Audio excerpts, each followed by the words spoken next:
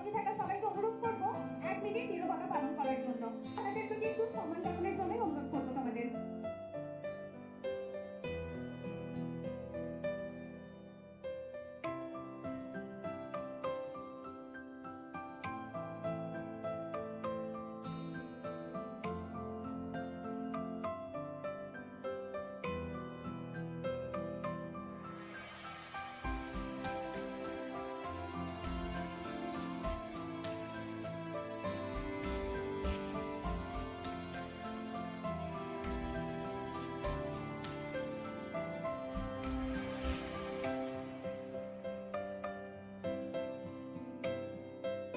আমার ভাষা রক্তে লেখা, আমার ভাষা ইতিহাস, আমার ভাষা মায়ের আঁচল, প্রেমের সাথে সহবাস।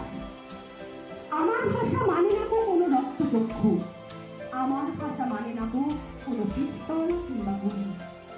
আমার ভাষা স্বতঃস্ফূর্ত হৃদয়ের গুনগুনি। বাংলা ভাষায় শহীদ স্মৃতি, সালাম বারকাত জব্বার। আমার ভাষায় রফিক সাফিউ হৃদয়ের অধিকার। এই অধিকার কেড়ে নেবে তুমি? কে হে শক্তিমান? যে ভাষাতে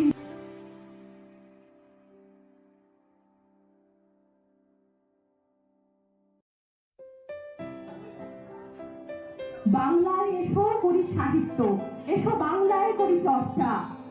প্রেম বিরহের সব অনুভূতি বাংলাকে করি ভরসা। বাংলায় এসো আনন্দ করি, এসো বাংলাকে ধরি আঁকড়ে।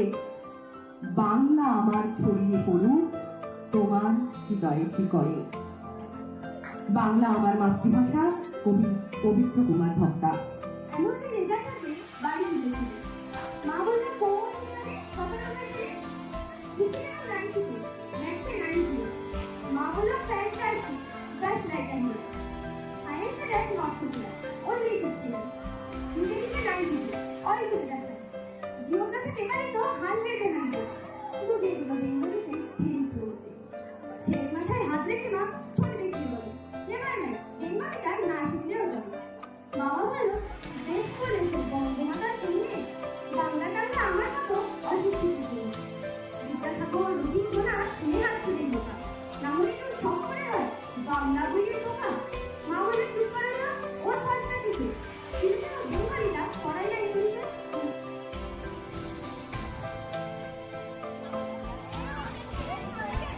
সবাই কাগজ